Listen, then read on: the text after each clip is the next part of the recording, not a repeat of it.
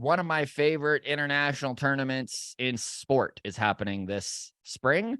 The World Baseball Championship that happens every 3 years. I know that Team Canada is going to be a pretty good looking team this year if they can get all of the Canadians playing in the MLB to commit.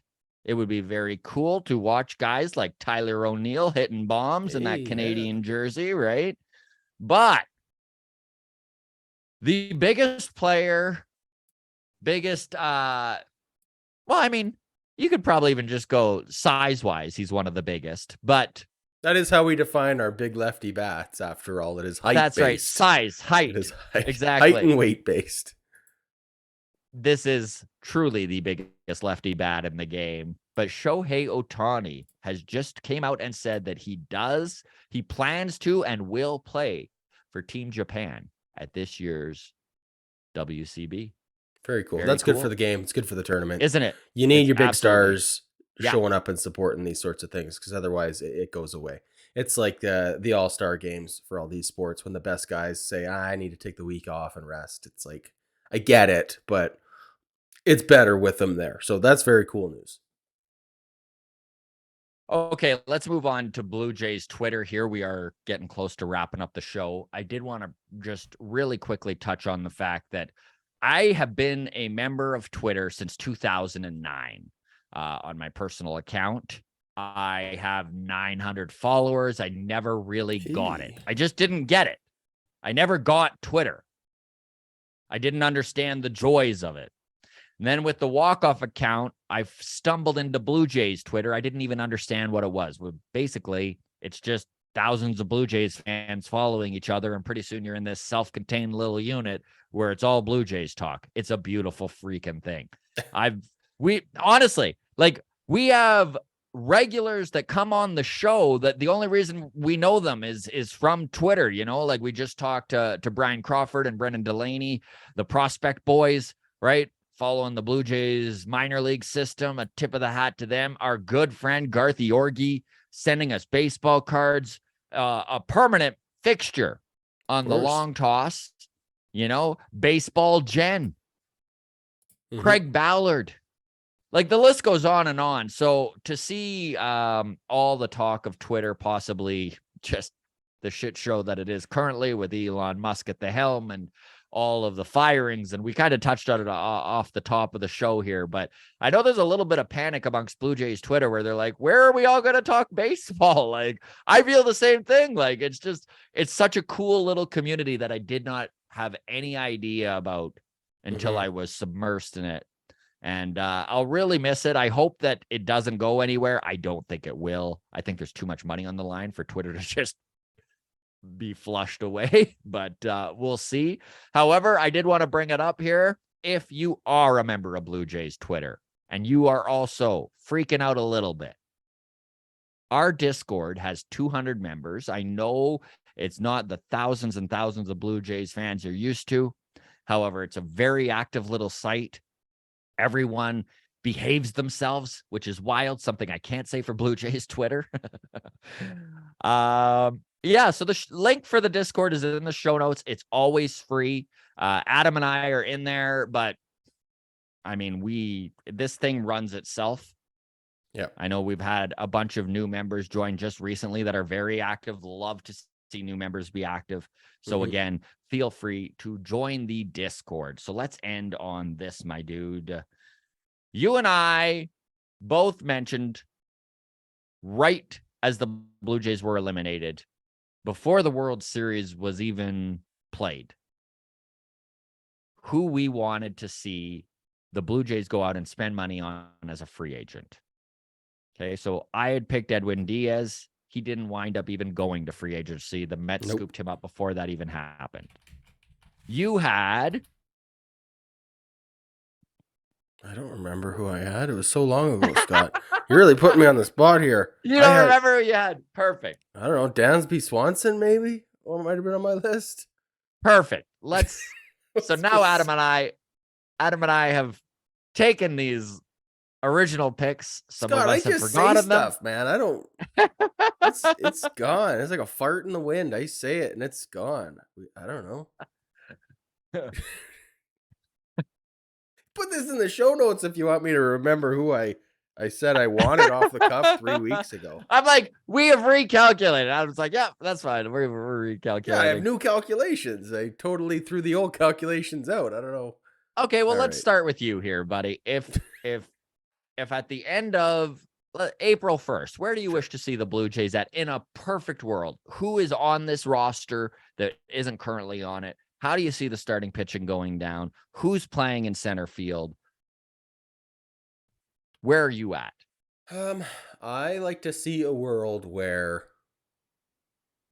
I think Cody Bellinger is our full-time center fielder, and I'm just having confidence in that. We also traded away probably Alejandro Kirk as part of a package that maybe included another prospect or another Espinal or Biggio or maybe Gurriel type guy. Mm-hmm. Maybe they went to the Astros. Maybe Craig Biggio wanted his son in the organization. Maybe Yuli Gurriel wanted to play with his brother. So maybe we packaged a whole thing. The Astros need catchers. Maybe we got one of their pitchers back. I don't necessarily know a particular name. I would like to go get Mike Zunino as a catcher, free agent. So just to I like take a little bit of the pressure off of Alejandro Kirk, of Gabriel Moreno, who looked good last year, but Danny Jansen, I mean, love Danny Jansen, does have a little bit of a creeping up injury history. So I would like to see Danny Jansen play a full season for a catcher this year, but I don't know if I feel good about Gabriel Moreno necessarily catching 100+ games if need be. So Mike Zunino, give me him. Okay, I really like that. I personally would love to see Brandon Nimmo in center field. I would like another lefty outfield bat that is going to play as much as, let's say, Raimel Tapia does. The dream is a Michael Brantley, a Michael Conforto, a Cody Bellinger. I would be absolutely fine with him on the team as well. I also see them moving Alejandro Kirk for starting pitching. The team I want to see them deal with is the Milwaukee Brewers. Now, the Brewers, for a few reasons, are a great fit because Milwaukee refuses to be one of those shit low-paid teams. They refuse, and I respect the crap out of the Brew Crew for their ability to constantly find value in players that maybe other teams have overlooked, right? And they do it in such a different way than, let's say, the Rays do, but their system works. So Alejandro Kirk fits in really well in this sort of system where they're never rebuilding and constantly striving for a playoff spot, because despite the fact that maybe Alejandro Kirk, now I want Corbin Burns. Obviously, this is a massive. You're aiming for the stars here. This is a Cy Young winner or nominee. He was not this year, but last year he did win the Cy Young in the National League. He had a very good season this year as well. Now, if Corbin Burns is too expensive, which he very well could be, because it probably, listen, to get Burns, it probably takes Tiedemann and Kirk. And Adam and I have already talked about the money allotted to this starting pitching over the last couple of years, and how if you just look at the full roster's budget, I think it's like 40% is starting pitching, which is the highest in all of baseball. 58% if you include the bullpen. Yeah. If you include the bullpen. So you almost need to cross your fingers and hope that Ricky Tiedemann actually pulls an Alek Manoah and that he allows that cost certainty and isn't going to cost you big money until guys like Gausman and Barrios are off the books. Right. But if you don't want to get rid of Tiedemann, and this is a deal breaker, and the only way you get Burns is by including him, and you don't want to do that, Brandon Woodruff is an incredibly good pitcher as well. He's going to cost less. He's under 2 years of control still, and he would fit in very well in the top 3 of this Blue Jays rotation. Love it. I really like the Blue Jays Brewers fit, and that's kind of where I would want to go. And then we've dealt with them on top before, right? We sent Rowdy Tellez over there, so we do have a working on relationship with that. on top of that, I'm also all right with.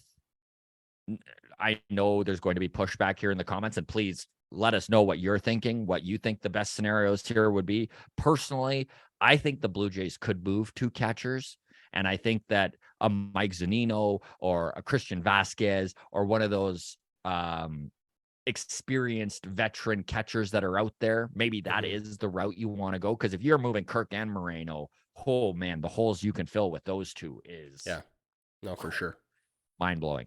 All right, let's leave it at that. Very good. Anything else to add here, my dude? No, that's I mean, we could speculate on shortstops and where they're going. Do you think there's any chance a Blue Jays go and add a big name infielder? I mean, we talked outfielder for a good chunk of today's episode, but any chance they go and... So before they traded Teoscar, I believed that there was a possibility that infield was going to be, I kind of viewed it like they're either going to upgrade center field or they're going to upgrade shortstop. I think moving Teoscar kind of shows their hand a little bit as to what they're doing. I don't think that they're going to go after a high-end shortstop. I think they're happy with the infield as it is. But, I mean, we're not mind readers here. But so talking shakeups then. You think we're done with the shakeup? You think Teoscar moving? You think that's it for the shakeup? Like, well, I mean, Kirk Espinal's would be sticking around. Oh, yeah, I guess the catcher. You know, like, and Espinal is a guy that I see added into a Kirk type deal. You know, so and he's another guy who fits in really well with the MO of the Milwaukee Brewers. Right? He's a guy who can play. Colton Wong is under contract for $10 million this year. I could see the Brewers flipping Wong and going with a guy like Espinal, who's not even going to be a dip in production, but saves them a bunch of money.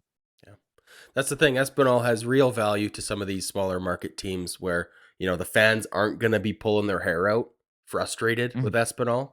Yes, but isn't going to be an MVP, isn't going to be garnering MVP votes either, but definitely is a frugal option that will keep the fans still happy. So a lot of love for Espinal. A proven major league second baseman who can move around the diamond. You can't argue with that. So yeah, there you he's great. Absolutely. Love Espy. All right, gang. Thank you so much for watching. Really appreciate the entire walk-off community. It blows our mind every day that you guys are following us to Nimrods, but we appreciate it. Feel free to follow us on Twitter at Walk-Off Podcast, Instagram, the Walk-Off Podcast. Join the Discord. Link is in the show notes. All the best, everybody. We will see you Monday.